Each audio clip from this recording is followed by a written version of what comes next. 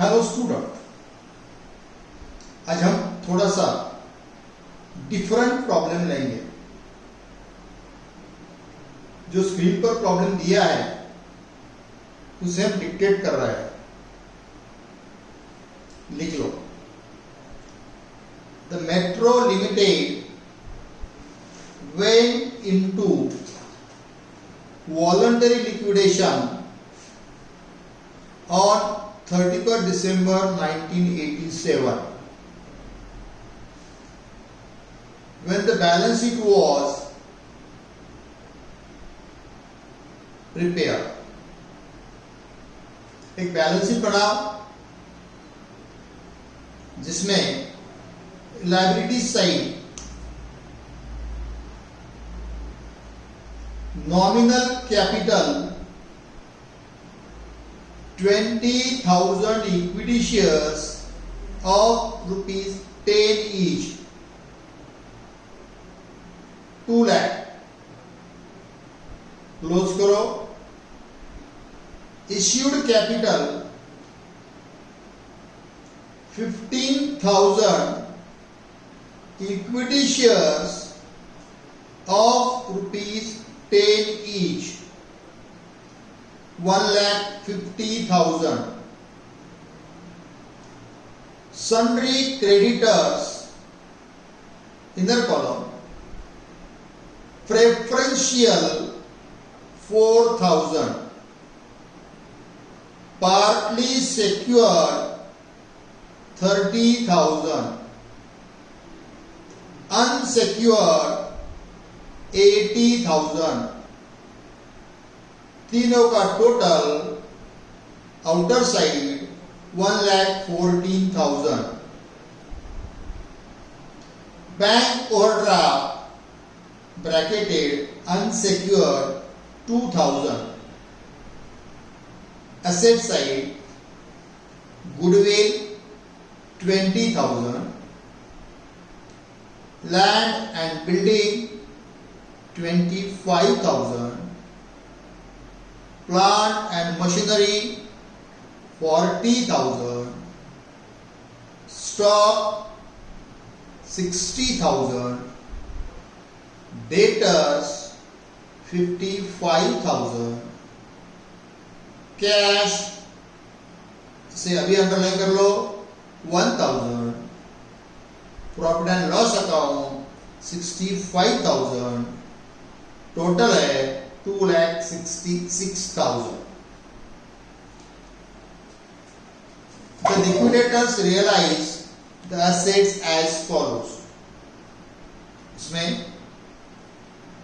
land and building which was given as a partly secured creditors pro rata। I will repeat it। land and buildings which was given as security to partly secured creditors pro rata 22,000, plant and machinery 33,000, stock 57,000, debtors 48,000, cash 1,000। The expenses of liquidation amounted to rupees 1,700। इसे underline कर लो अभी। The liquidators remuneration was agreed। The liquidators remuneration was agreed at 2.5% on amount realized and 2% on amount paid to unsecured creditors and 2% on the amount paid to unsecured creditors, subject to a maximum of ₹5,800। Prepare the liquidator's final statement of account showing distribution। आप एक format draw कर लो जैसे हमेशा करते हैं। Receipt side cash and bank balance, 2 line छोड़ के realisation of assets. Payment में 1 नंबर सिक्योर क्रेडिटर्स, 2 लाइन छोड़ दो। उसके बाद लिक्विडेटर्स रेम्यूनरेशन, एक 7-8 लाइन छोड़ देना। Liquidation expenses number 3, 4 number preferential creditors, 5 number debenture holders, 6 number unsecured creditors, इसके नीचे 5 लाइन छोड़ दो। शेयर होल्डर्स, बाकी का पार्ट। इस प्रॉब्लम में हमें 2-3 नए डिटेल्स है जो हमें अंडरस्टैंड करने हैं। सबसे पहले हमें जितने मार्क्स मिल सकते हैं उतने अपने को ले लेना है। जैसे कि नंबर 1 सॉल्यूशन में देखो, असेट साइड में दिया है कैश, वो कैश बैलेंस में 1000 लिख देंगे। नंबर 2 जो उसने एडजस्टमेंट में दिए हैं असेट्स रियलाइज, जिसमें हम लिखेंगे नंबर 2 रिसीप्ट साइड में land and building 22,000, plant and machinery 33,000, stock 57,000, debtors 48,000। देखो हमने 2 अमाउंट्स जस्ट क्वेश्चन पेपर में देखकर लिखे हैं। कैश बैलेंस जो असेट में दिया है, रियलाइजेशन ऑफ असेट्स जो एडजस्टमेंट में दिए हैं। अब इसमें से प्रेफरेंशियल क्रेडिटर्स जो थे, पार्टली सिक्योर्ड क्रेडिटर जो 30,000 थे क्वेश्चन पेपर के लायबिलिटी साइड में दिए, उसमें से उसने एडजस्टमेंट में बताया कि land and building which was given as a security to partly secured creditors pro rata 22,000। Land and building जो हमने मॉर्गेज किया था, गिरवी रखे थे, वो 22,000 में बेची। इसीलिए सिक्योर्ड क्रेडिटर्स में पार्टली सिक्योर्ड क्रेडिटर्स जो है, पहले सिक्योर्ड बोल के सिर्फ 22,000 आएंगे, इसलिए नंबर 1 पर लिखो secured creditors bracketed secured part of partly secured creditors 22,000। और याद रखेंगे कि 30,000 में से 22,000 हमने सिक्योर्ड बोल के ट्रीट किए, जो बाकी के 8,000 है वो अनसिक्योर्ड क्रेडिटर्स में ऐड करेंगे। अब नंबर 2 है लिक्विडेटर्स रेम्यूनरेशन ऑन। देखो लिक्विडेटर का आज रेम्यूनरेशन 3 तरह का है, जिसमें उसने कहा कि और रियलाइजेशन ऑफ असेट्स, तो उसने रियलाइजेशन ऑफ असेट्स में उसने land and building, plant and machinery, stock, debtors, ये चारों की टोटल है 1,60,000, यानी कि 2.5% और 1,60,000। 1,60,000 के 2.5% कैलकुलेट करो, वो आते हैं 4,000। ये 4,000 लिखने के बाद हम नंबर 3 पर जाएंगे, जो लिक्विडेशन एक्सपेंसेस है। लिक्विडेशन एक्सपेंसेस जो उसने एडजस्टमेंट में बताया कि लिक्विडेशन एक्सपेंसेस उसके अमाउंट है 1700। लिक्विडेशन एक्सपेंसेस हमने 1700 लिख दिए। उसके बाद प्रेफरेंशियल क्रेडिटर्स जो बैलेंस शीट लायबिलिटी साइड में दिए हैं 4,000। प्रेफरेंशियल क्रेडिटर्स 4,000 का पेमेंट करेंगे। और नंबर 2 में लिक्विडेटर्स रेम्यूनरेशन का जो है कि 2% on 4,000 on preferential creditors, 2% on 4,000, that is ₹80। 4,000 के 2% इधर में 80 रुपए लिख के रख देंगे। अब उसके बाद हम देखेंगे नंबर आता है डिबेंचर होल्डर्स का। तो बैलेंस शीट लायबिलिटीज में हमने देखे आज डिबेंचर्स नहीं है, उसे नहीं लिखेंगे। अब 4 नंबर रिपोर्ट के बाद प्रेफरेंशियल क्रेडिटर हमें डिबेंचर होल्डर्स लिखे। उसके बाद नंबर 6 अनसिक्योर्ड क्रेडिटर्स। देखो अनसिक्योर्ड क्रेडिटर्स में नंबर 6 देखो, सबसे पहले balance from partly secured creditors 8,000। 30,000 में से 22,000 हमने सिक्योर्ड क्रेडिट्स ट्रीट किए, बाकी के जो 8,000 है ये अनसिक्योर्ड क्रेडिटर्स में ऐड किए from balance of partly secured creditors. 8,000 इसमें ऐड करेंगे अनसिक्योर्ड क्रेडिटर जो बैलेंस शीट लायबिलिटी साइड में दिए है 80,000 80,000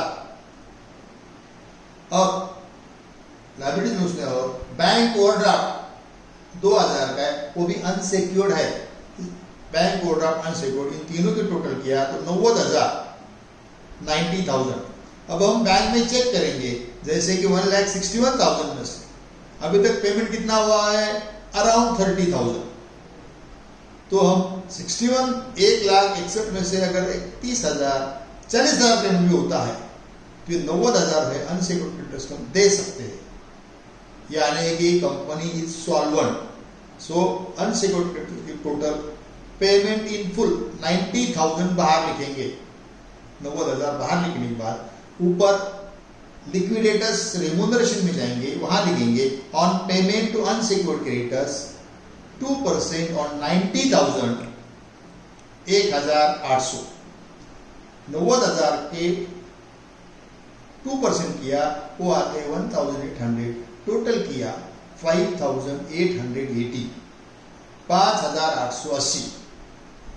बट यहां उसने सबसे आखिरी में लिखा है कि सब्जेक्ट टू मैक्सिमम 5,800 लिक्विडेटर का रेम्यूनरेशन ज्यादा से ज्यादा 5,800 देना है, इसलिए आउटर साइड में हम लिखेंगे 5,800। पेमेंट एक्चुअली 5,800 का ही करेंगे।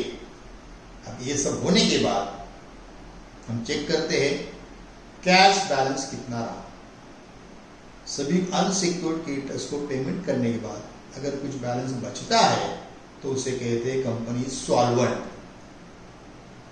और अब हम चेक करेंगे वर्किंग नोट वहीं दिया है रिसिप्ट साइड में, बैंक बैलेंस है 1,61,000, उसमें से अभी तक के पेमेंट 22,000 अनसिक्योर्ड क्रेडिटर्स के, 5,800 liquidator remuneration, 1,700 liquidation expenses, 4,000 preferential creditors और अनसिक्योर्ड क्रेडिटर्स 90,000, सबकी टोटल किया तो वो आती है 1,23,500। 1,61,000 में से 1,23,500 लेस करने के बाद जो बैलेंस आता है वो आता है 37,500। 37,500 ये पेड करेंगे नंबर 7 में share holders, equity share holders को 37,500 पेड करेंगे। अब हमने पर शेयर कितना दिया, एक शेयर होल्डर्स को हमने कितने पैसे वापस दिए, तो 37,500 divided by 15,000 equity shares, that will come 2.5 per share। इसीलिए return eight 2.50 per share on 15,000 shares 37,500। अब टोटल करेंगे दोनों तरफ का टोटल आया 1,61,000। अब स्लोली थोड़ा सा इस प्रॉब्लम को फिर से रिपीट करेंगे सोचने के लिए। इस प्रॉब्लम में हमने क्या किया, नंबर 1 उसने सिक्योर्ड क्रेडिटर्स 30,000 बताए, मगर असेट रियलाइज में जो हमने लैंड एंड बिल्डिंग मॉर्गेज किया था दैट वाज रियलाइज ओनली 22,000। इसीलिए ये 22,000 हमने सिक्योर्ड क्रेडिटर्स बोल के लिखे और बाकी के 8,000 पार्टली सिक्योर्ड बोल के अनसिक्योर्ड में ऐड किए। नंबर 2 लिक्विडेटर का रेम्यूनरेशन जो था, कंपनी सॉल्वेंट है तो अनसिक्योर्ड क्रेडिटर्स को हमने फुल पेमेंट किया। फुल पेमेंट किया तो उसका 2% हमने टोटल कैलकुलेट किया, बट लिक्विडेटर रेम्यूनरेशन की जो टोटल थी वो आती थी 5,880, सब्जेक्ट टू मैक्सिमम 5,800। इसीलिए हमने सिर्फ कैलकुलेट किया, पेमेंट करते वक्त सिर्फ 5,800 दिए। नंबर 3 अब अनसिक्योर्ड क्रेडिटर्स को पेमेंट करने के बाद बैलेंस रहता था, इसलिए कंपनी सॉल्वेंट है और ये जो balance remaining whatever the balance is that is paid to first the preference share holders and then equity share holders. मगर आज के प्रॉब्लम में प्रेफरेंस शेयर होल्डर्स नहीं थे, तो जितने पैसे बचे थे हमने 37,500 बैलेंस फाइंड आउट किया। वो बैलेंस हमने 15,000 इक्विटी शेयर्स पर दिया है, इसीलिए 2.5 पर शेयर रिटर्न किया। Okay, thank you.